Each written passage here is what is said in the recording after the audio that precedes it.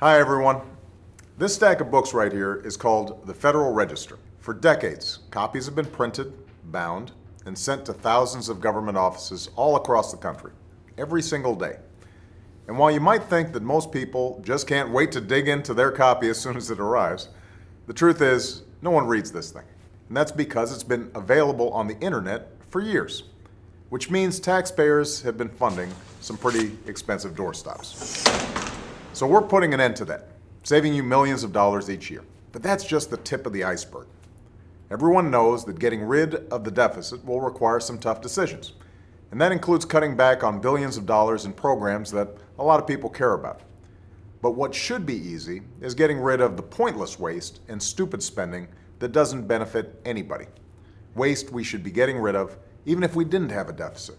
We're off to a good start. Over the last 2 years, we've pulled the plug on all kinds of ridiculous practices. Apparently, the government used to overnight containers filled with nothing. Don't ask why that is.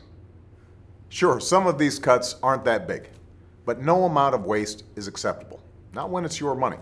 Not at a time when so many Americans are already cutting back. Just as families are living within their means, government should too, so we can invest in the things that we know will create good jobs and grow the economy.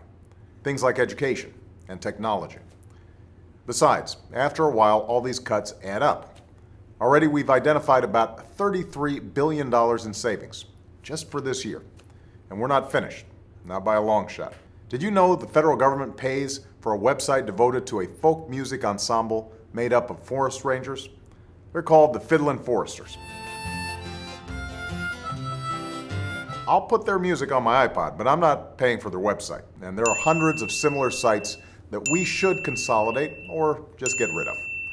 By the way, you're not only paying for websites no one needs, you're paying for thousands of buildings all across the country no one uses.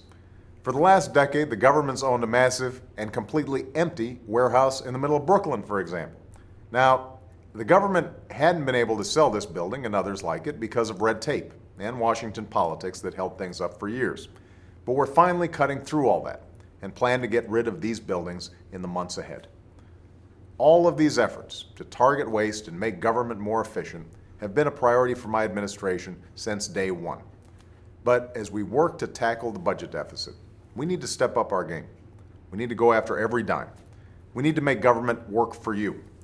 That's why, starting today, I've asked the Vice President to lead a renewed effort to hunt down misspent tax dollars in every agency and department of this government.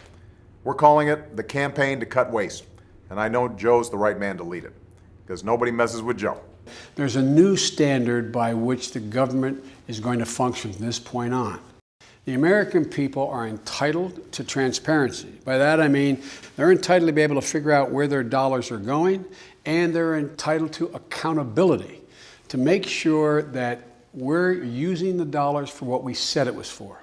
That's our job, and we take that job very seriously. Look, a lot of this depends on new, sophisticated methods, but it also, we know, depends on relentless focus on making this a priority. Focus that can't be delegated. We're holding ourselves accountable, and we're deeply committed and focused on making government function better. We're not just eliminating fraud and waste. We hope to be instilling an entire new culture that not only our administration, but every succeeding administration will in fact pursue. We're going to give you the government you expect and deserve. So I want to thank you all, and we're ready to get to work.